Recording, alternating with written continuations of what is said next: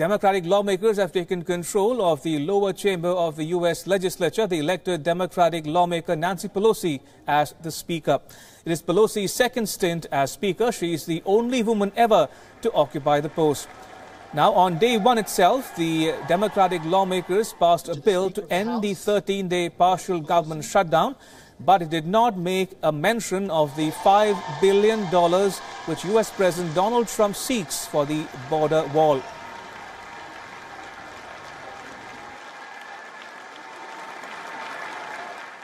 The president cannot hold public employees hostage because he wants to have a wall that is not effective in terms of its purpose, not cost effective in terms of what the opportunity cost it is of federal dollars to spend. And the president has said Mexico is going to pay for this. Come on, let's anchor ourselves into reality. Mexico is not going to pay for this wall, so no. The two-part Democratic package includes a bill to fund Homeland Security at current levels. It provides $1.3 billion for a border fence and $300 million for other security measures. The second part of the package funds federal agencies dealing with agriculture and transportation, among others. One needs to remember, though, that the bill must pass the upper chamber of the U.S. legislature to become a law, which is dominated at the moment by the Republican Party. The White House has already brushed aside the bill by threatening to veto the two-part package pushed by the Democratic Party. Meanwhile, Trump reiterated his demand for a wall along the border with Mexico. You can call it a barrier, you can call it whatever you want, but essentially we need protection in our country. We're going to make it good. The people of our country want it. I have never had so much support as I have in the last week over my stance for border security, for border control, and for, frankly, the wall or the barrier. I have never had anything like it in terms of calls coming in terms of people writing in and tweeting and doing whatever they have to do. I've never had this much support, and we've done some things that, as you know, have been very popular. Now, the promise of a wall along the 2,000-mile-long border with Mexico was central to Trump's presidential campaign. But Trump and his Republican Party have a tough job ahead as the Democratic lawmakers refuse to pass a bill for allocating $5 billion for the border wall. For his part, though, Trump congratulated Nancy Pelosi on her election as the Speaker and said that he hoped to work together with her.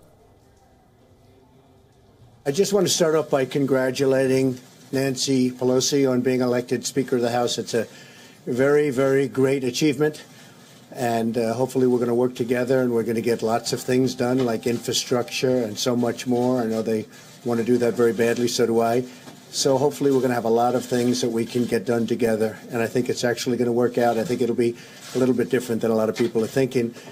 So I congratulate Nancy. Tremendous, tremendous achievement. Thursday marked the first day of a divided government in Washington, D.C. since Trump took office in January 2017. This as the partial government shutdown entered its 13th day.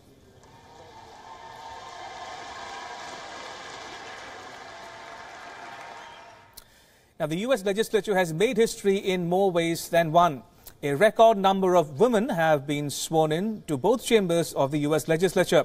100 women won the midterm elections last year. With that, the number of women lawmakers in the lower chamber now stands at 102, and the number in the upper chamber is 23. Now, never before has the U.S. seen so many women lawmakers, leave alone the diversity in age groups and backgrounds. It all began in 1917 when Jeannette Rankin became the U.S.'s first woman lawmaker. Rankin was elected to the lower chamber from Montana. The U.S. and its voters have come a long way in the last century, and the record number of women in the federal legislature is a hallmark of the positive change. In fact, this time the lower chamber has also elected a woman to lead its charge. In fact, after being elected as Speaker, Nancy Pelosi said that now that the federal legislature has a record number of women, U.S. President Donald Trump should expect a whole different world with the lawmakers. Remember, she was speaking about Trump, who made derogatory remarks about women during his election campaign. Now, what's common among Japan, South Korea and some European countries? It's their low population growth. The demographic crisis is so severe in South Korea that it's being compared to a ticking time bomb, and its economic fallout would be devastating. The government has been trying a number of things, but it has not worked so far. Now, President Moon Jae-in is testing something new, showing more respect to women. Demographic experts say that gender equality plays a role more crucial than money in boosting population growth. Here's how South Korea's move is working out. These CCTV visuals captured a young woman leaving her newborn baby at a Seoul church.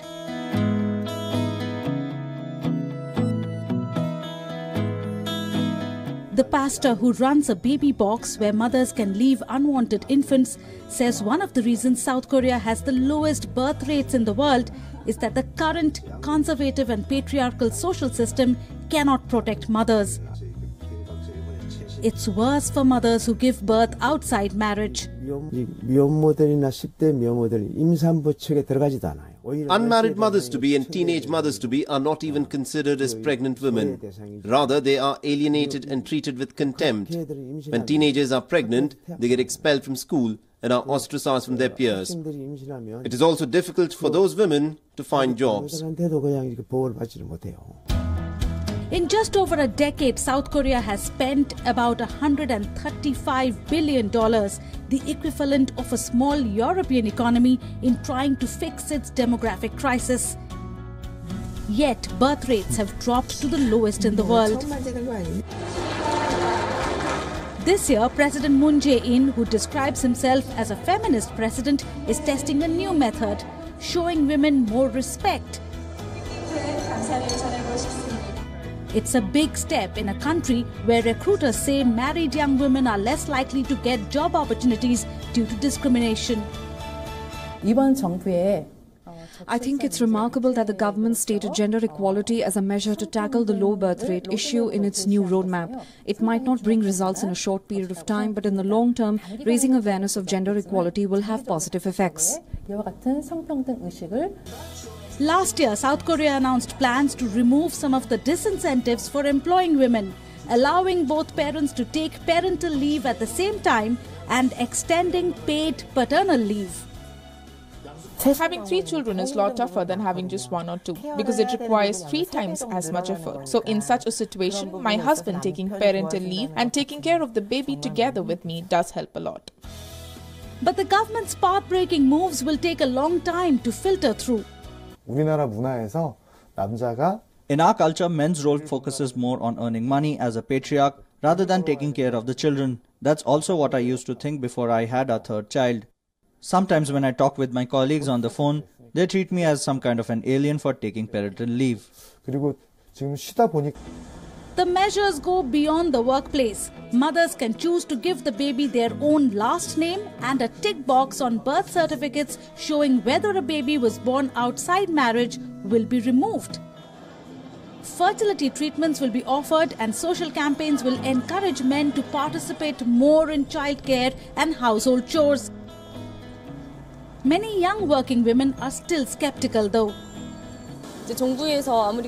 No matter how much the government says they will support us in having and raising children, it seems unclear whether they will actually do so. I would like to have 2 or 3 children, but I doubt that the government will really support me. I am worried about that. If birth rates don't improve, South Korea's economy could be 5% smaller by 2060 as productivity falls and higher spending for elderly care leaves less room for investment. Bureau Report, WION, World is One.